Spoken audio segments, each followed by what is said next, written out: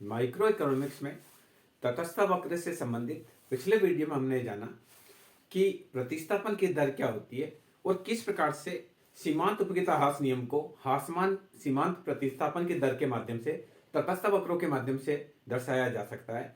उसके बाद हमने ये भी जाना कि बजट रेखा क्या होती है और किस प्रकार से बजट रेखा का विवर्तन होता है, किस प्रकार से कीमत में परिवर्तन होने पर होता है, किस प्रकार से आय में परिवर्तन होने पर होता है और किस प्रकार से दोनों ही वस्तु की कीमत में परिवर्तन होने पर बजट रेखा का विवर्तन होता है। उसी क्रम में आज के इस वीडियो में हम जानेंगे कि उपभोक्ता का संतुलन तटस्थ वक्रों के माध्यम से किस प्रकार से बताया जा सकता है।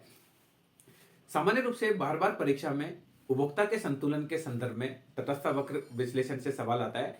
तटस्थ वक्र विश्लेषण से या तो यह पूछा जाता है कि तटस्थ वक्र की विशेषताएं बताइए, जैसा कि हमने दूसरे और तीसरे जो वीडियो थे तटस्थ वक्र से रिलेटेड उसमें विस्तार से उसके बारे में बात करी थी। या दूसरा जो क्वेश्चन पूछा जाता है वो जनरली पूछा जाता है कि तटस्थ वक्र के माध्यम से उपभोक्ता का संतुलन बताइए, और यह बाद में मार्शल या हिक्स की विधि से कीमत प्रभाव को आय प्रभाव या प्रतिस्थापन प्रभाव में बांटना बताते हैं। उसका वीडियो हम बाद में डिस्कस करेंगे। आज के इस वीडियो में हम विस्तार से चर्चा करेंगे कि उपभोक्ता के संतुलन तटस्थ वक्र के माध्यम से उपभोक्ता का संतुलन किस प्रकार से बताया जा सकता है। सामान्य रूप से उपभोक्ता के संतुलन के लिए 3 शर्तें होना आवश्यक है। पहली चीज ये कि तटस्थ वक्र बजट रेखा को स्पर्श करना चाहिए।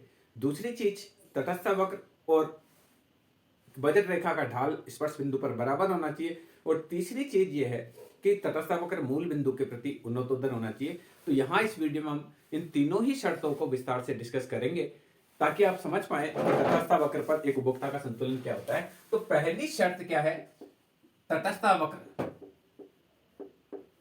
बजट रेखा को स्पर्श करना चाहिए। तो सबसे मेन देखिए, आप पहले से हम डिस्कस कर चुके हैं कि बजट रेखा वह रेखा होती है जिसके हर बिंदु पर एक उपभोक्ता का खर्चा बराबर होता है। ये एक्स वस्तु है और ये वाई वस्तु है। अब तटस्थ वक्र है IC1, यानी इसके प्रत्येक बिंदु पर सपोज कीजिए 100 रुपीज खर्च होते हैं। जैसा हम पहले से भी डिस्कस कर चुके हैं कि बजट रेखा के सभी बिंदु पर एक उपभोक्ता का खर्चा बराबर होता है। तो चाहे P बिंदु हो, चाहे Q बिंदु हो, चाहे R बिंदु हो, चाहे S बिंदु हो। ये दूसरा तटस्थ वक्र है IC2, ये तीसरा तटस्थ वक्र है IC3 और ये चौथा तटस्थ वक्र है IC4।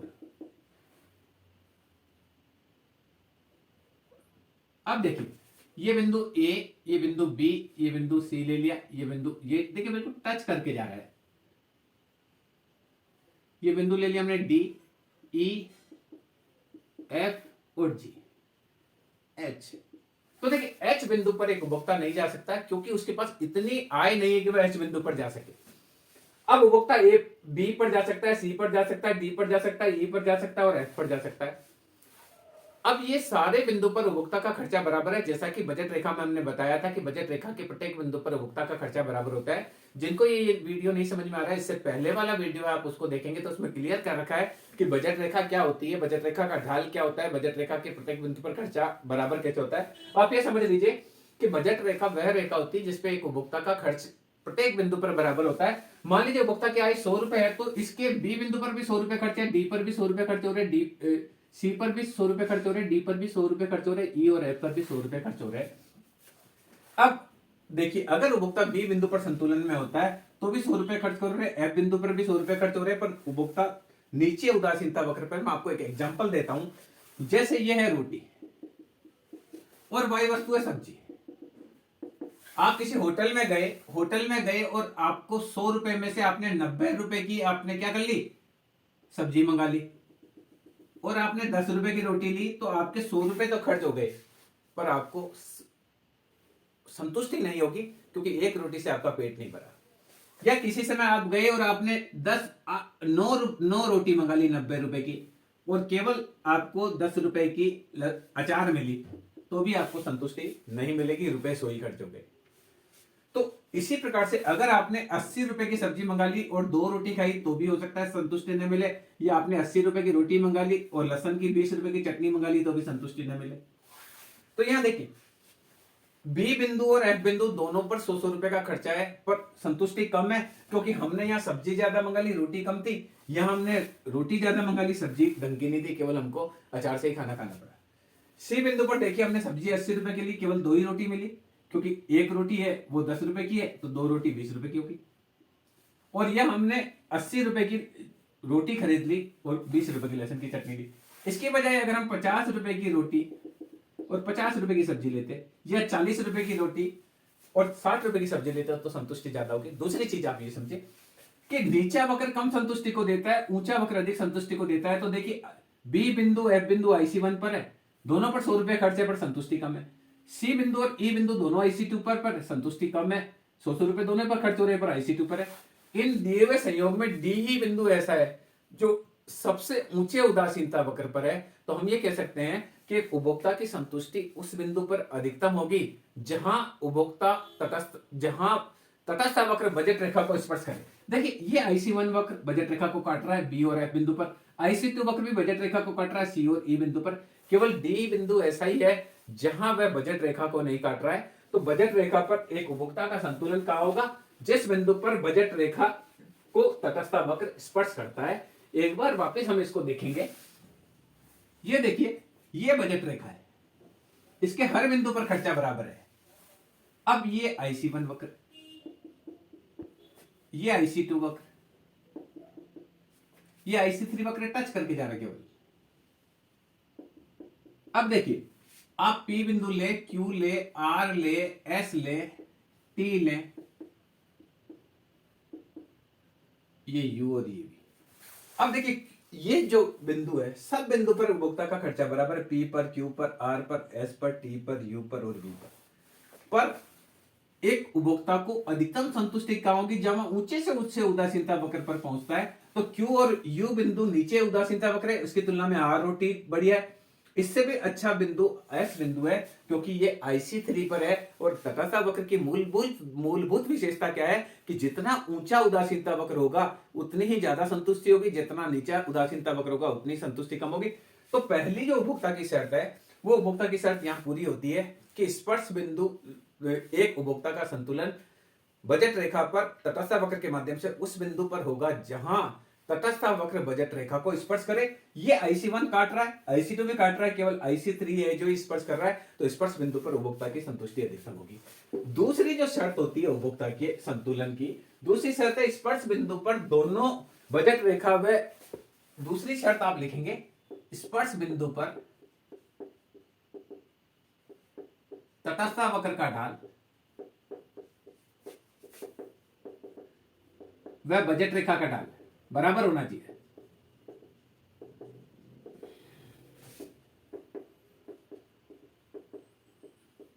ये देखिए ये बजट रेखा है, बजट रेखा का ढाल हमने पहले निकाल के बताया था कि delta Y by delta X।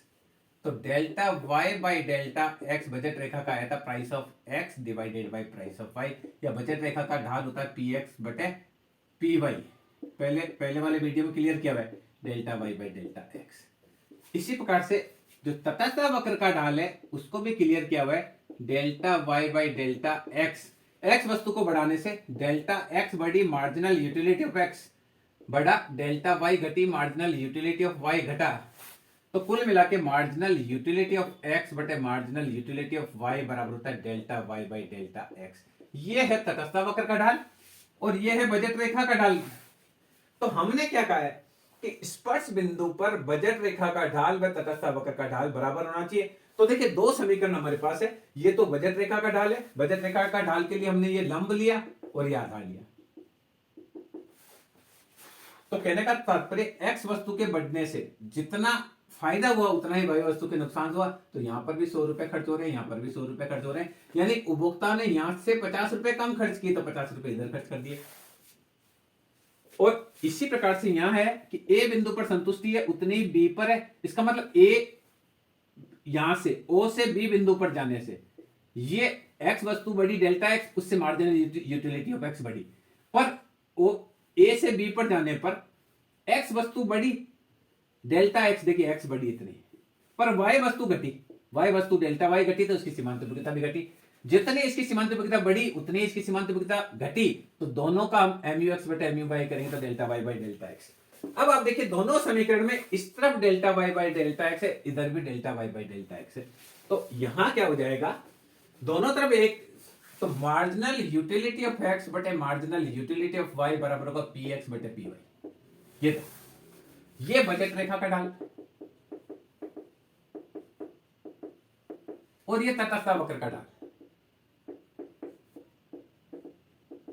और एक और चीज देखिए, इसको यूं करें तो marginal utility of X upon price of X बराबर marginal utility of Y upon price of Y. ये देखिए सम सीमांत उपयोगिता नियम। इसका मतलब क्या है कि उदासीनता विश्लेषण भी वही चीज बताता है जो कि उपयोगिता विश्लेषण बताता है। उपयोगिता विश्लेषण क्या कहता है कि एक उपभोक्ता की संतुष्टि उस स्थान पर होगी जहां वस्तु की सीमांत, एक वस्तु की सीमांत उपयोगिता व उसकी कीमत का अनुपात दूसरी वस्तु की सीमांत उपयोगिता और उसकी कीमत के अनुपात के होता है। और ये चीज आप देखिए तटस्थ वक्र के माध्यम से हो रही है। इसका मतलब है कि दोनों के बताने का तरीका अलग अलग है और दोनों एक ही चीज को बताते हैं। तो ये दूसरी शर्त हुई है उपभोक्ता के संतुलन की। उपभोक्ता के संतुलन की दूसरी शर्त क्या हुई कि तटस्थ वक्र जो है उसका ढाल और बजट रेखा का ढाल बराबर होना चाहिए। तीसरी चीज, स्पर्श बिंदु पर तटस्थ वक्र मूल बिंदु के प्रति उन्नतोत्तर होना चाहिए। तीसरी शर्त है उन्नतोत्तर होना चाहिए। तो देखिए अगर मान लीजिए ये आपकी बजट रेखा है, ये पहला तटस्थ वक्र है IC1, इसका P बिंदु है, और ये दूसरा तटस्थ वक्र है IC2। तो देखिए P की तुलना में Q बिंदु ऊंचे उदासीनता वक्र पर है। P जो वक्र है, P जो बिंदु है वो IC1 वक्र पर है और जो Q बिंदु है वो IC2 पर है। तो P की तुलना में Q पर संतुष्टि ज्यादा होगी, क्योंकि हमारा तटस्थ वक्र का मूलभूत सिद्धांत क्या कहता है, नीचा वक्र कम संतुष्टि को बताता है, ऊंचा वक्र अधिक संतुष्टि को बताता है।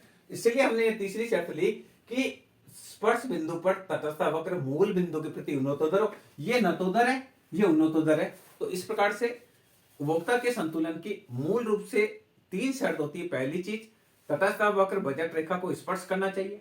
दूसरी चीज, स्पर्श बिंदु पर तटस्थ वक्र का ढाल और बजट रेखा का ढाल बराबर होना चाहिए, यानी तटस्थ वक्र का ढाल MUX बटे MUY बराबर होना चाहिए कीमत बजट रेखा का ढाल PX बटे PY। दूसरी, पहली बजट रेखा के स्पर्श करे, ये बजट रेखा और ये तटस्थ वक्र स्पर्श करे। और तीसरी चीज, ये मूल बिंदु के प्रति उन्नतोत्तर होना चाहिए, यानी ऐसा है तो नहीं चलेगा, ये नीचे रह जाएगा IC1, ऐसा होना चाहिए। ये तीन शर्तें जहां पूरी होती है वहां एक उपभोक्ता का संतुलन होता है। तो मैं समझता हूं अगर आपसे ये प्रश्न पूछा जाए कि तटस्थ वक्र के माध्यम से उपभोक्ता का संतुलन बताइए, तो इस वीडियो को देखकर आप समझ पाए होंगे कि एक तटस्थ वक्र पर उपभोक्ता का संतुलन कहां होता है। और आसानी से अगर ऐसा कोई प्रश्न आएगा तो आप उसे हल कर लेंगे। धन्यवाद।